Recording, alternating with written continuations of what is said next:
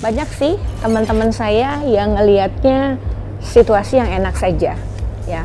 Situasi yang kelihatannya punya uang, punya karir, punya posisi yang menyenangkan.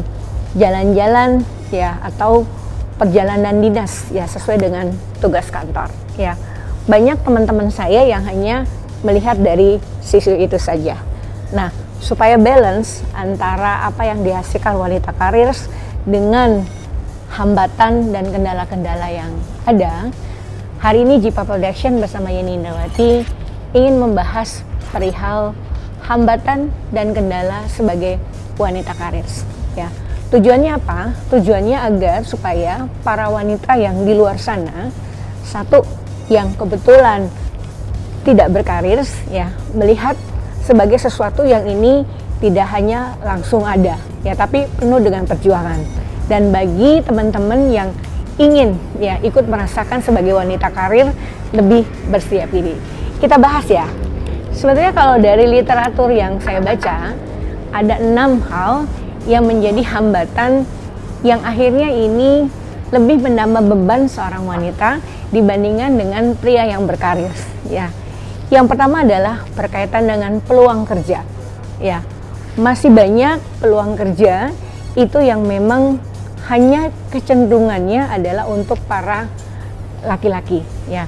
Namun di era saat ini juga sudah mulai banyak ya peluang kerja yang diberikan kepada seorang wanita, ya. Ini disebabkan sebenarnya karena wanita sendiri itu memiliki beberapa kelebihan. Ya, salah satunya adalah bahwa wanita punya kejelian, ketelitian dan juga berkaitan dengan kemampuan dia untuk mengerjakan satu pekerjaan dalam waktu yang sama, ya. Namun demikian sebenarnya peluang pekerjaan atau aspek pekerjaan itu masih menjadi hambatan bagi seorang wanita, ya. Yang kedua itu sebenarnya adalah masalah kesenjangan antara laki dan perempuan, ya.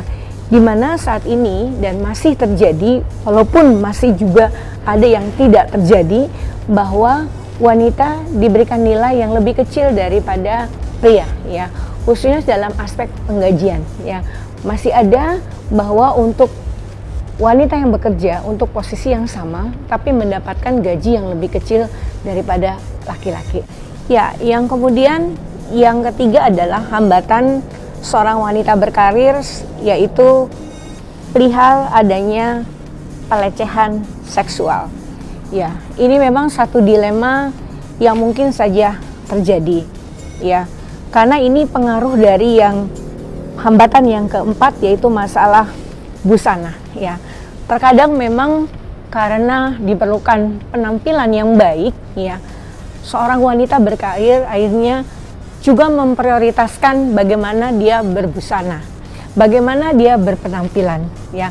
Kecocokan antara apa yang digunakan, mulai dari pakaian, sepatu, tata rambut, ya, atau juga termasuk dalam hal ini adalah make up dan wangi-wangian, ya. Sehingga mengakibatkan karena memang look like-nya enak dilihat, ya, terlihat cantik, banyak laki-laki yang akhirnya mencoba mendekati, ya. Sehingga akhirnya ini adalah menjadi hambatan, ya, dan tidak sedikit dari permasalahan pelecehan seksual ini juga mengakibat adanya keretakan di dalam rumah tangga, ya. Jadi inilah yang lebih membebani kepada seorang wanita bekerja, ya, bahwa ada faktor, ya. Tidak mungkin memang kalau pelecehan seksual ini hanya ada di dalam satu sisi, ya. Artinya si wanita itu sendiri itu sebenarnya juga memang punya satu persetujuan dengan si lelaki ini, ya. Namun ini mungkin kecil terjadi kepada seorang laki-laki, karena tentu saja secara ketimuran kalau seorang perempuan, ya, menyatakan terlebih dahulu kepada seorang laki, ini adalah sesuatu yang tidak elok atau tidak etis, ya. Nah, kemudian yang kelima itu adalah di masalah rumah tangga, ya. Jadi karena kesibukannya bekerja, faktor hambatan di dalam rumah tangga ini itu juga menjadi sesuatu hambatan yang perlu untuk disiasati, yang menjadi satu dilema bagi seorang wanita itu di dalam bekerja.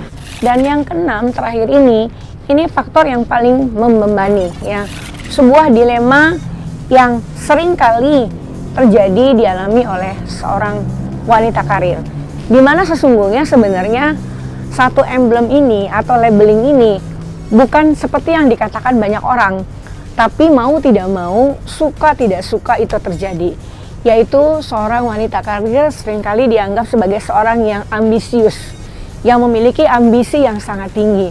Dan ini memang secara ketimuran itu sulit untuk bisa diterima ya. Seorang yang berambisi memang cenderung ya di dalam kehidupan masyarakat itu dianggap negatif ya. Namun sesungguhnya ini terjadi adalah karena si wanita ini harus menunjukkan ya kinerjanya, harus menunjukkan performanya, sehingga akhirnya muncullah istilah ambisius. Oke, manfaat dari sesi ini adalah kita mencoba membalancing ya antara perjuangan dengan hasil nyata ya, sehingga kita bisa menjadi lebih bijaksana. Nah, setelah kita tahu ada 6 hambatan ya dari wanita berkarir, kita akan coba lengkapi dengan 10 ya tantangan ya. Jadi kalau tadi adalah hambatan, kalau sekarang adalah tantangan. Tantangan artinya adalah bahwa ini harus dihadapi, bahwa situasi ini tidak bisa dihindari. Suka atau tidak suka, mau atau tidak mau, wanita berkarir akan mengalami hal tersebut. Sebenarnya antara tantangan dan hambatan itu tidak berbeda.